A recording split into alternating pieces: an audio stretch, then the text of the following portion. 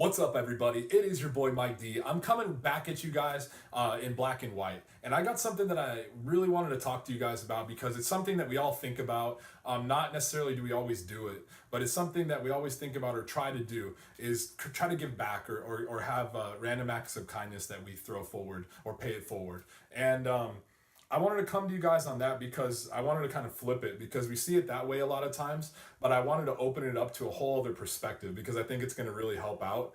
It's already helped me out literally in the last day of me thinking of it this way and feeling it this way. It's changed my life. So I want to share that with you guys. So when we think of a random act of kindness, it's exactly what it is. It's a random act of kindness. We're being kind, to somebody else that might need it or that might be less fortunate than we are. So, the thing with that is it goes so much deeper. What do you think, that person that you did end up helping, right? You know, they, without you knowing it, might have been praying earlier that day, 10 minutes ago, 2 days ago, a week ago, for somebody like you to step into their lives the way you did and the fact that you did, the impact that you did. And I wanted to share with you an example of that happened to me yesterday. So I was driving home and I was getting on the freeway, and on the side of the freeway I saw a guy with a big sign. It was a big cardboard sign. I couldn't read it because I was going kind of fast coming up the ramp, but I was thinking in my head, I'm like, should I pull over? The guy's on the side of the freeway. Is it a good place to pull over? My mind starts going there when the whole time my heart was saying pull over. So what I did was that I ended up pulling over. I put my hazard lights on. Hazard lights are blinking, and I look in my wallet and I see, do I have any cash? I knew I had cash, but I didn't think I had any change left because I just picked up some dinner and I left the tip, the change that I got from that as a tip. So I didn't have any small bills. I didn't have any ones.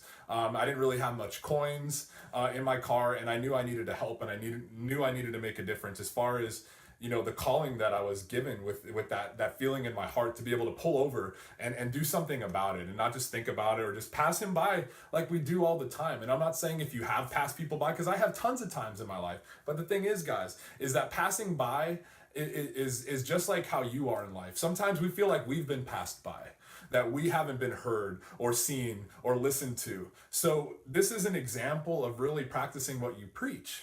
So if you're able to step aside, able to help somebody in need, and really be there and be present and not think about how it might affect you, the blessings are really endless. So that's what I wanted to kind of point across to you. So going back to my story, didn't have any small bills. So the guy starts making his way over to my car, and the only thing I had in my wallet was a 20.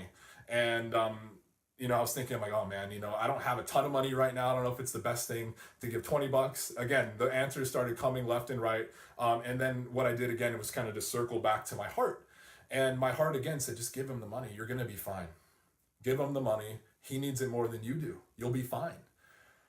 So I get out of the car and he comes up. The man's name was Aaron. And I said, hey, let me read your sign because I couldn't read it when I was driving. What does it say? So he opens it up. And it's basically a cry for help. It's saying, hey, I really need your help. The woman of my dreams is over in Moreno Valley, California, and I'm trying to find my way back to her right now. I'm trying to get back to her right now, and I need the help. I need the help. So the first thing I did was, I told him, I said, Aaron, I'm here to help. I'm here to help. So what I did was I put out my hand, and I put the $20 bill in my hand and I gave it to him. And I said, this is something that's going to help, but I'm going to give you something that's even more powerful that's going to help you. And without me even saying anything else, he said, can you pray for me? And I said, that's what I was about to do. So we end up praying and, just really connect with him and to his journey and to his mission of trying to get back and find the love, get back involved with the love of his life.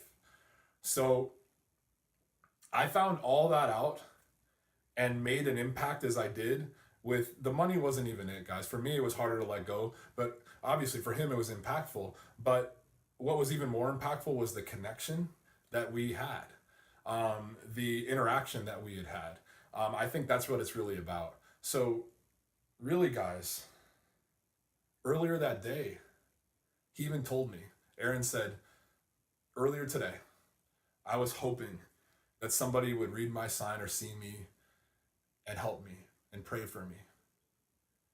and give me some advice to be able to get to where I need to be with the woman that I love.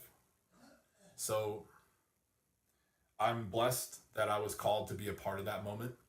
I'm blessed that I was able to speak kindness into his heart and give him money to help him out.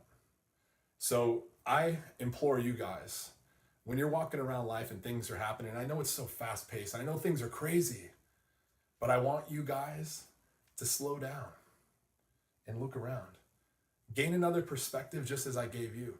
Because just as we ask for prayers to be answered, guys, you can step up and answer somebody else's. And I'm telling you, the more often you answer somebody else's, the more often yours will be answered. So this is Mike D. I thank you guys so much for tuning in. I hope you guys have a phenomenal day. And I'm going to challenge you, like I always do, to thrive alive. I'm out.